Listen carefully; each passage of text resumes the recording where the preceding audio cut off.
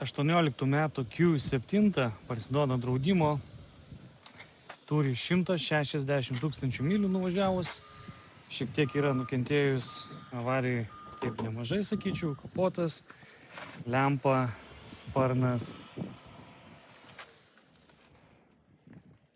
Čia vat visas bamperis, gratelės. Sausio 12 aukcionas. Jos kaina pirkti dabar yra $4600, tik tai langas sudaužytas.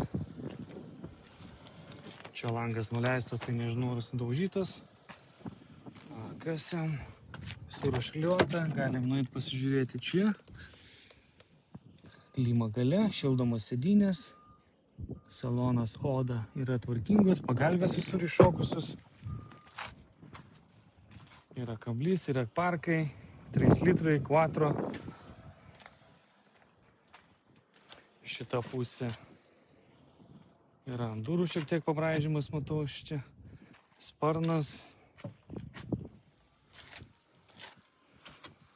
Taip, pasižiūrim.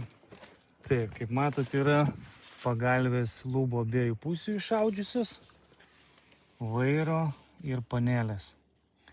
Panorama yra sveika. Gale pridėta kažkokių plasmasinių šiukšlių. Šiaip salonas tvarkingas. Nelabai galiu į priekį lipti, nes visur užklijuotos durys. Galim pažiūrėti iš čia, kaip atrodo. Kaina yra labai pigi, bet kaip matot ir būklė jos jau tokia nėra labai gera. Bet pirkti dabar $4600 tik tai. Arba galima dalyvauti aukcione sausio 12 ir bandyti dar pigiau nupirkti.